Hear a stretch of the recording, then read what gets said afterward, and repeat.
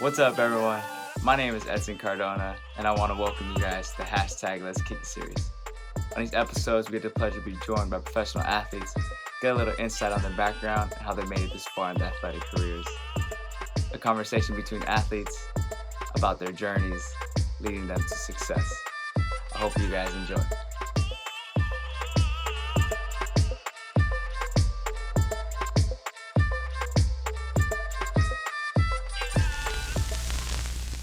What's up, everyone? How y'all doing? My name is Edson Cardona.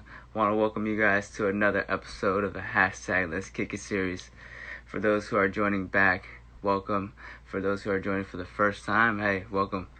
On this episode, I get the pleasure to be joined by Grace Cutler.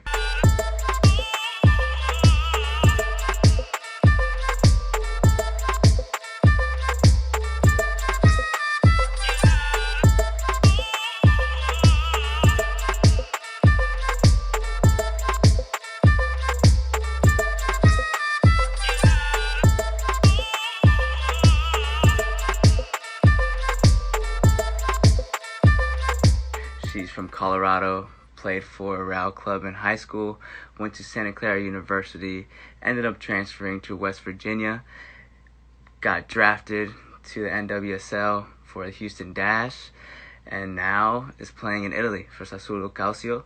And so without further ado, I want to welcome her. What's up? What's up? How you doing? I'm good. It's been a little bit of a heavy day, but I'm good. Happy to be here to talk about soccer. How's this quarantine treating you? It's good. I mean, I feel blessed. I'm at my parents' crib in California, so I've kind of had two quarantines because I was in Italy, so I was by myself in like a tiny apartment, and now I'm in California where I get to go swim in the ocean and play soccer and be in the sun and with my family. So I feel super blessed. Yeah, it's awesome to be back with the fam bam, huh? We're similar in that way. Like, nothing like being with family for me. That's the hardest thing for me. Like, anytime I'm away from home, period. Like, even if it's for a weekend, like, I still miss my family. Well, that's awesome. I want to thank you for taking your time, and being part of this hashtag Let's Kick It series. So, welcome. Yeah, thank you. So, we'll get started. So where did your journey begin as an athlete? Well, I'm the youngest of three, so I feel like when you're the baby, you're just automatically like, you come into the world fighting against your siblings. So I think from the beginning, like, I always was just ready to like duke it out, and I always loved sports. So I feel like, honestly, from as long as I can remember. Yeah. When did you always play soccer, or were there any sports that you were playing as well? Yeah, so I played soccer and basketball, but when I turned 3 forward, I always was like, I'm gonna be a pro soccer player. Like, yeah. Even when I wasn't on the top teams and everyone was like, you're talking crazy, like, I knew it in my soul, like it was a calling for me, and I had such a passion for the game. I knew like maybe girls who were more physically blessed at certain ages would even out if I kept fueling my passion and like moving forward. So always. Yeah, and how'd you know after that, like, that it was going to become something you can pursue, like, for your club team or like national team? Or yeah, I'm still working towards the national team, but I don't know. I think it's something. I think with all athletes, there's always, we don't know. I mean, we can only work for it. We don't know. So many of us have massive goals in sport, but that's kind of the fun in it, like the uncertainty. I think it gives us like more of a drive. I don't know, though. I think I just always loved to work hard, and I love playing soccer. So it wasn't something that like I strategically was like, okay, I'm going to do step A, B, C, and then I'll be a pro soccer player. Like, I think I was more, okay, I'm going to keep finding my love. I'm going to go here. I'm going to work. If that's not working, I'm going to go somewhere else, and I'm going to work. And I think that's it's been an unstructured process, I feel like, to where I am today. Yeah, it's awesome because you get to see that, I guess, your journey when you're younger, to see it now too, on how you've grown as a player. And it's so crazy to like play. It's so crazy. Like, sometimes I think about if my younger me like knew where I would be. I've had like certain milestones in my career where I'm like, whoa. I remember I was on a train to play Roma this last season, and my family's all asleep because of time change. And I'm like, this is so crazy. Like, I'm in Italy on a train going to play a pro soccer game. Like, it's just those moments where I'm like, wow, like, this is what, when you're a kid, you dream of and you don't know how it's going to come about or what it looks like. And then you come into those moments and it's like, whoa, like, it's something that you dream of. Yeah, something you can't really put into words, you know, like For it's sure. you're there, it's like this was it. This is all I worked for, you know. For sure. And so how was your journey, like going from club and then going to college and then getting drafted? Um, Shoot, there was a lot of turbulence. So I graduated high school early, so I had the spring semester in college, which I still think is one of the best choices I've ever made in terms of like soccer career and just overall life. It was a great thing for me. Um, I got a bad back injury at Santa Clara, decided to transfer. So Yeah, I think over my career, like there's been a lot of things where I was like, how am I going to get from where I am to where I want to be? And exactly. there were so many moments where I was like, I genuinely cannot see the path. Like, I know I have the passion, I know I have the work ethic, but like from this point, like, how do I get to that point? And I think that's what like all pro athletes persevere through, because we have to see, even when we don't see a path, we still have to believe innately there's a path. So I think like, I mean, it's hard to chop up my whole path because, you know, in one season, so much stuff goes on. I couldn't be like, there's too much story for a short interview. But I think overall for me, it was just like being present in each part of my career and then figuring out, okay, is this healthy for me? Am I growing here? Yes or no? And then making a decision off that. How was the whole situation from going to Santa Clara to West Virginia? Like that whole transition, was it good for you? Like, I It mean, it's was so hard again tough. being a rookie again, you know, like going back like your freshman year when you're coming into a new school, Yeah, playing with it new was it players. was tough. Yeah, It was even just leaving Santa Clara because I had such close connections and exactly. a lot of the team were really upset with me when I decided to leave. I'm sure you knew that. It was tough because I felt like I had lost all these friendships of people I really loved, and I felt like they couldn't understand like where I was in my life, and they took it more personally, like I was rejecting them, but it was just something I needed for myself and my own growth. So that was one of the hardest times of my life because it was like all of my friendships were like cut off the day I said I was transferring. Everyone, I think I shocked everybody. And I mean, I was playing as a freshman, so everyone was like, what the heck, Grace? Like, you're playing. Why do you want to leave? And so it was like so tough for me to leave. But West Virginia, honestly, like they brought me in with open arms and they never treated me like a freshman. That was one of my biggest worries. I was like, man, I don't want to be initiated and Going all back this again. BS again. Like, you got me messed up. I just did my freshman year. But they didn't like the whole, I mean, coaching staff to all the players, none of them treated me like I was a rookie, which I really appreciated. That's awesome because some transitions aren't the one that are most pleased, you know, and it's I hard. mean, I've heard stories, so I was so thankful. I was really nervous because I had like a big time period because of the quarter system to semester. So I was just at home like, oh man, like please don't mess me up. I can't do another freshman year out here.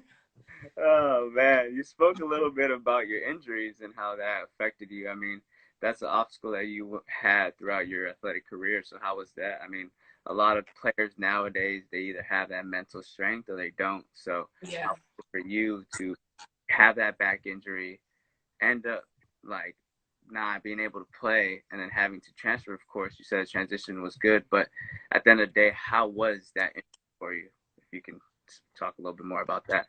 In terms of like my love for the game, that was the darkest period of my life. I think injuries are so hard because it's like you're stripped away of what you love to do, just your passion and how you express yourself naturally. And it was like all of a sudden the way I'd always express myself, like I couldn't even jog. It Yeah. was like all of it was taken away. So shoot, it made me look so hard at myself. Like, who am I? Like, what am I if I can't play soccer anymore? And I think it was probably one of the most beneficial things in my career, just in terms of like teaching me perseverance. And I mean, to play pro, you have to go through a lot of BS, and if you don't learn that early on, I think it's more of like a slap in the face when you get there. So it taught me like, all right, I can work from the ground up. Like I can get there from here, but it was hard. There was a few months where I could barely walk. Like I was in so much pain. So I was lucky. I went to like 30 doctors actually. And I finally found one that knew how to deal with my weird specific injury and how to bring me back. So I have so much gratitude for him. Honestly, he saved my career. Like, I don't think I would be playing soccer to this day if I had not found him. No, that's great. I mean, I'm happy for you too, because like I said before, that mental strength either makes or breaks you, you know. Oh, for sure.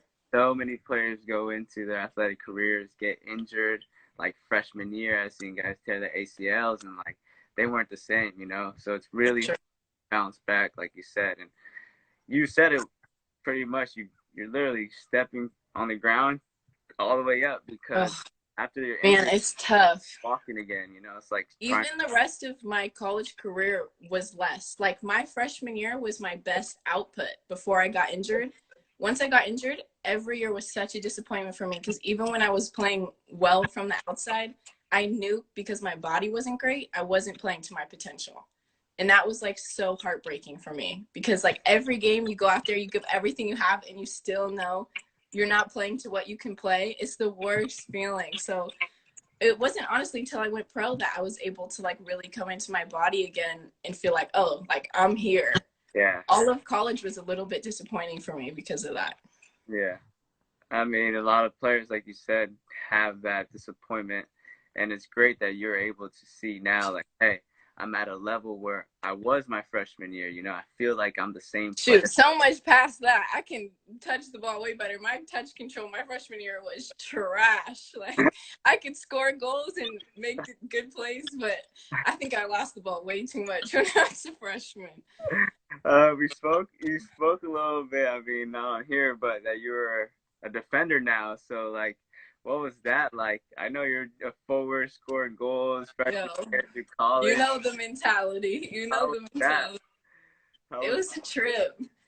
It was a trip because I just got thrown into it. So I ended up playing midfield at West Virginia some, but this season when I went to Italy, I just kind of faked it and was like, yeah, I play center back. You need a center back? I got you. And like, did not tell the coaching staff or anyone I had never played that position. So it was like I just got thrown into the fire and had to like literally fake it till I make it, and also perform so no one took my spot. Because you know how it is, everyone's trying to take your spot, especially in pro.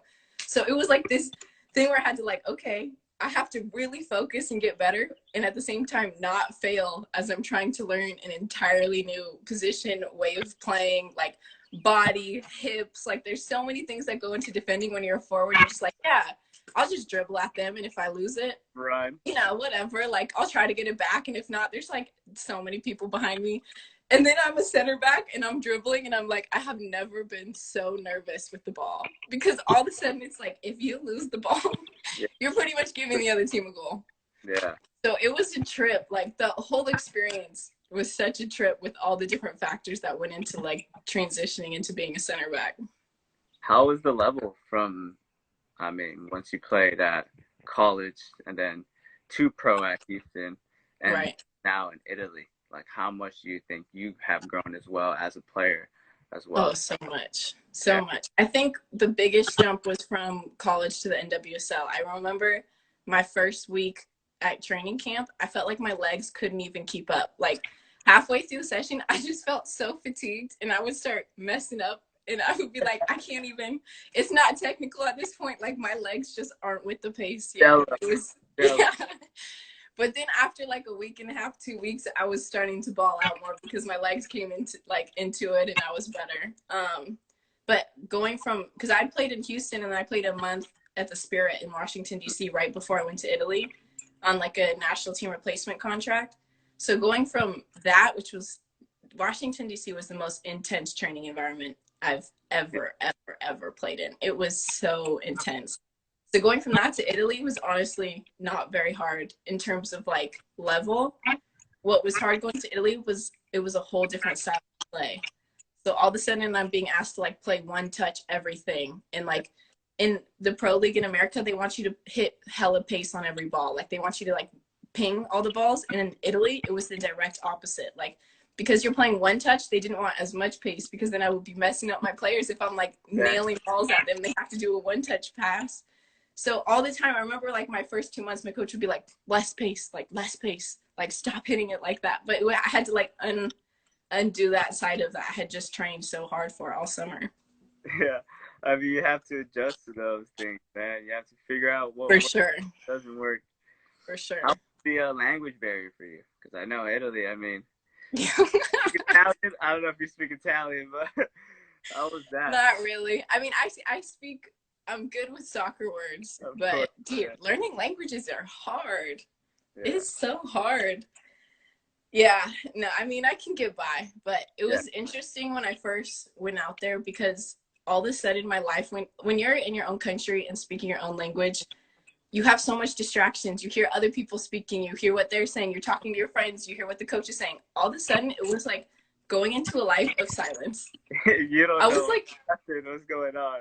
Everywhere I went, like no matter what I was doing, playing soccer, getting food, like I was with my teammates, I would just be there, and like all of a sudden I heard all my thoughts. It was like the craziest experience because I'm like, damn, I think so much more than I need to. Like my mind is low-key crazy because all the distractions were gone and I just heard everything in my mind. So it was a trip because it was such a different, I didn't realize like how much distraction I have in the US. Because even when I'm alone, like, oh, it's such a different way of being when you're in a country where you literally can't speak the language compared to like your own country where you can go anywhere and know you're chilling to speak to anybody. Yeah, you gotta, like I said, adjust to where you are, especially. Oh my gosh. Doing Italy was probably crazy. Seeing everybody talking, the coach talking, like you have oh my gosh. What they're saying, you know? So. And I don't know if you've seen Italians talk, but they are like massive. Like when I first got there, I used to always, there was a Swedish girl on my team who we were really close. She spoke good English. And I always be like, is everyone pissed right now? Like they're always so big and like if they're speaking like a normal conversation, it's going to be big as hell and their arms are flailing and their tone is so aggressive. And I would always be like, why are we all speaking to each other in a casual conversation like this? Honestly, I didn't get used to it. Like the whole year, I'd always be like, what is up with this? Like, can we just bring it down like 10 notches and just communicate? That's awesome, man. Yeah. You're definitely going to see the different cultures and how people literally, like how they are, you know, like different cultures. Oh, it's crazy. How intense they are, like you said, how big they are when they're talking, when it can be something so simple, you know? It's hilarious. It's so funny. So what was the best game or like in Italy, I mean, playing out there, like playing pro, like how was that? Like getting your contract, like what was that all about? Like tell me about that because I mean, not a lot of players are able to go from the college career to going to NWSL and then having the opportunity to go play abroad as well, where like the play is much higher. Right. So what was it like going into the office, like signing the paper, signing, you know, like amazing. I mean, the feeling is obviously like the best feeling you dreamt about this time. So like, how? Yeah. It felt amazing in the sense that since I played on 2 NWSL team and not seen a minute on the field, I was like, let's go, baby. Like, I felt like a lion just freaking unleashed me. Like, put me on the freaking field. I'm so ready to ball out. I trained so much that summer. That was like my biggest feeling when I first got there. My favorite game, one of my favorite games was playing Juventus just because like it's freaking Juventus and they're stacked. So playing center back and playing really well against them for me was just like so much fun. You know, when you get to play the best players and you play well, you're like, yeah, I did that. Like that's me. So it was, Juventus was one of my favorite games because of that. Just like, it was one of those moments where I was like, this is a life goal to play against Juventus and play really well and be playing soccer for my life, like how I'm living, you know? Did y'all play away or y'all played at home? Or did you guys play both? Both, but my visa, they were the second game of season and my visa wasn't cleared yet. So I only got to play them the second time away. Oh, well, that's pretty awesome. You got to play out there. Oh my gosh. And their facilities were lit. Like women's soccer facilities are kind of you know, they're not great. And oof, we went there and I was like, shoot, what's up, y'all? Like, put me on. Yeah, real talk. Like, I'm gonna go ball out so we can talk later, because their field was beautiful. They had so, like, the whole stands were packed. Like, it was like a men's game in high school. I feel like a men's basketball game in high school type of vibe, where it was like a lot of people for women's soccer and everyone was super hyped. So it was a sick atmosphere to play in. How'd y'all do? Did y'all win? We lost 2-1. No, we lost 1-0 maybe. 2-1 or 1-0, I can't remember. We lost by 1. It's whatever. It happens. It was still a dope game. I was happy. That's awesome. Going back to soccer, what motivates you? Like, what keeps you motivated? You know, like, I know what motivated you before was trying to make it pro, and Right. you know, that's a Right. check.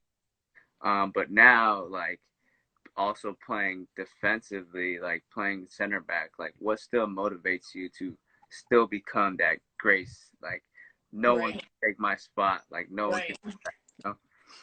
I think, at least for me, in my experience, it's so important to have so many different things that motivate you, because like we are saying, when you're injured and things are taken away, or someone dies that's close to you and something's taken away, if you're only counting on 1 or 2 things to motivate you in sport, I think it's an empty, like, it can't always be there for you.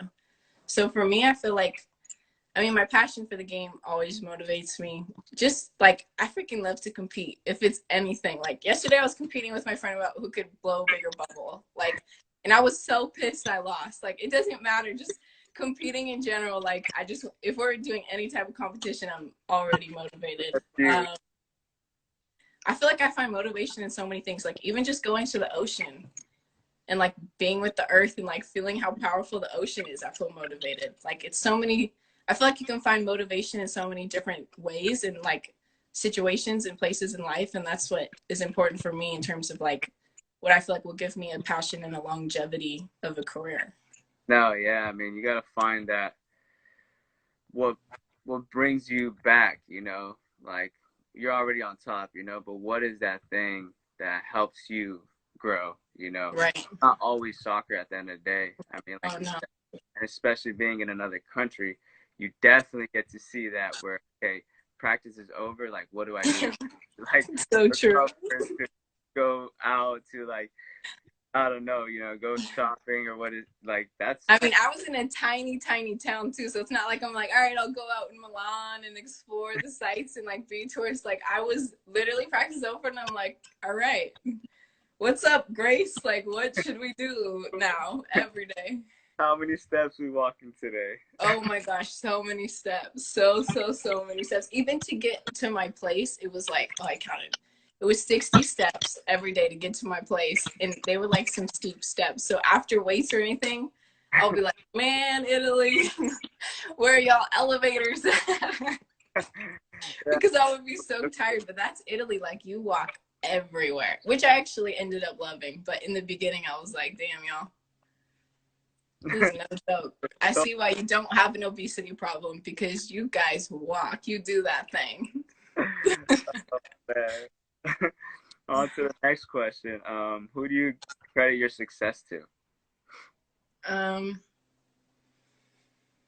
God, spirit, divine, whatever you want to call it. I feel like right now, where I am in my career, my main focus is how can I step out of the way as an ego person and let God flow through me as a player. And I'm not religious. I'm just spiritual, and I have a connection. Yeah, I think just that, like, I don't think I could give it to one person, not even myself. I think so many times in sport, we do something amazing. I'm sure you felt this I'll sometimes be like, I have no idea how I did that. Like, if someone asked me to do that, or would tell me, like, ask me to teach them how to do that, would not be able to tell them. Like, it was just the spur of the moment play that you were just creative. And I always feel like that's not me. Like, it's something greater than me that's flowing through me in those moments. So I have to give my success to that. That's great to hear, because that's an awesome, like, outlet, especially being able to have that. I mean, you're not religious, but to have that, you know, it's like talking to God, or like, for sure, have that, you know, on the side where, oh, today was a bad day. Like, for sure. can go back and either journal or do a prayer, For sure. Always It's great. what grounds me at the end of the day. And like, it's what keeps me humble and honestly keeps me happy because soccer, I feel like if I were to base my happiness on soccer, I would probably be unhappy more than I would be happy because it's a fight. We're always training and there's always someone here when you're here and then you're there and then someone else is here. And it's always going to be like that. So I think honestly, my connection with God is genuinely what radiates my whole life and uplifts me in general. It's great to hear. Being in Italy, away from your family, thousands of miles away. I mean, you were playing in the States before, but how was that? I mean, I know you're close to family. I mean, we I both was so are, so it's homesick. like, what was that like for you? I was so homesick. I would wake up and cry like every day for like 2 months. I remember when I first they had me come a week earlier or like 5 days earlier than the rest of the team so my legs would come in with like jet lag and everything. Yeah. And they had put me up in a hotel because my apartment wasn't ready yet. And it was like a tiny little Italian hotel. And the chefs were like the same people that worked the hotel. So I saw them everywhere. And I remember every meal because the Wi-Fi was only downstairs, so I could only talk to my family while I was on the Wi-Fi downstairs. I would just be bawling. Like they would bring me food, and I would be eating bawling. And like they couldn't speak a lot of English, but I could tell they were like, "Are you okay?" Like they were so concerned because for like 4 days straight, I'm eating food, just like legitimately sobbing to my parents on the phone. My parents are not even saying anything. I'm just like, oh my God, like, why did I think I could come to another country and like enjoy myself? Oh my gosh. The first week especially was so tough. But then once I started playing football and, got to play more, it was easier. But man, I felt homesick, honestly, the whole year. Yeah, that grind, man, to get away, go away from the family, Oh, being, independent now, like for sure. cooking, like everything, everything on your own. It's just Yeah.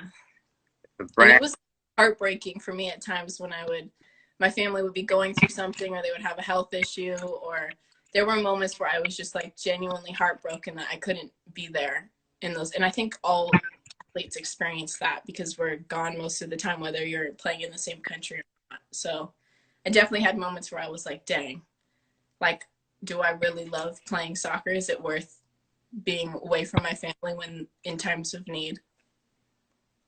Yeah, that's where athletes have to, like I said before, really realize, like, hey, like this is what I love, and I mean, I love my family as well, but there has to be like a little, line in between where obviously if something drastic happened, I mean, no doubt, take that Yeah, flight back home. yeah, for sure. At the end of the day, you are taking that risk of going and doing what you love, that passion, and being in another country, and I mean, family's gonna stay, so that's great. Yeah, for sure. But I was homesick the entire. I never got better. I couldn't even act like it did. I cried probably every 3 days by the end of missing home. So it was a great experience and I loved it. And even when I was homesick, I was very happy to be there. I didn't want to be home. But I'm such a family person. Like, I cried the entire year missing my family. Yeah, that's awesome though. So what's next for you? Are you still planning on going to the team, or what's the league? Did it cancel out there now? Quarantine, or what's going on with that? So tomorrow we find out officially if this league, we had like 2 months left or a month and a half. So we find out officially if it's canceled. So I don't really know. Yeah, everything's kind of pending. I can't really say because I'm still under contract as well. So I'm kind of like in this place of Yeah, hush. that's good. That's good. But do you see yourself? Do you want to still play in Italy, or do you want to go to a higher level and play in a different country? Um, Overall, I want to continue. I mean, my big goals are to play for the national team, play in Olympics and a World Cup. So whatever is the next best fit for that goal is what I'm going to do. I don't know yet what it will be, but that's where my head's at for sure. That's I awesome. don't want to plateau. I will continue, like, I will be driven up that damn mountain. I will not sacrifice, like, comfortability for not pushing myself to keep getting better. So Yeah, and that motivation that we talked about before, and that yeah, whole determination. I mean, discipline. Also, it's a big part of any athlete's career. I mean, for sure. that just puts you on another level from those who aren't doing it. For sure. Like earlier, than players are staying late for training. For sure. So what advice would you give to your younger self about the journey you've taken? Two things. One, don't compare your path to anybody else's. It doesn't matter what it looks like at any point in comparison to anyone. Like everyone's path is so unique. And I feel like I looked at players who were successful in front of me rather than in like judging myself for like not hitting certain milestones rather than just being like, okay, this is my path. I know I'm driven. I know this is part of my destiny. I've always felt that and trusting that. So that would be the first part. The second part would be always find a way to fuel my love for the game. Because I probably had a year and a half where I didn't love the game. Like I'd lost the love for the game. And that was like one of the most heartbreaking times for me in soccer. So doing whatever you can, like what I've realized lately is I love unstructured training. Like I love going to the beach and juggling for like 4 hours. Like just messing around with the ball, like trying crazy stuff, falling over. Like that gets me so hyped. So then when I do my structured training, I'm like in this state of like excitement and love for the game that it's easier for me to do like the structured part. So I think that's what I would definitely tell my younger self. Like keep finding ways where you love the game outside of your college practice or your pro practice that is more pressure and intensity, you know? Yeah, no, it's great to see that too. I mean, for you, like having that different, style of getting motivated to play, like going through Yeah. having something totally different to what other people have so that you can, once you do come to training, it's like, boom, hit doing everything right. Real talk. So, I mean, that's awesome to hear. I'm so thankful for you being part. I'm thankful that you're safe, family's safe, and I can't wait to see what happens next. I mean, Shoot, hopefully back at you. out there, starting center back like always. So I appreciate you. Thank you for taking your time being in the hashtag Let's Kick It series. Thank you. All right, have a good one. We'll talk soon. Bye. All right, bye. All right, guys. Well, for those who joined, thank you so much. I appreciate it. Next week we will have another professional athlete come in. So come through. We'll be here.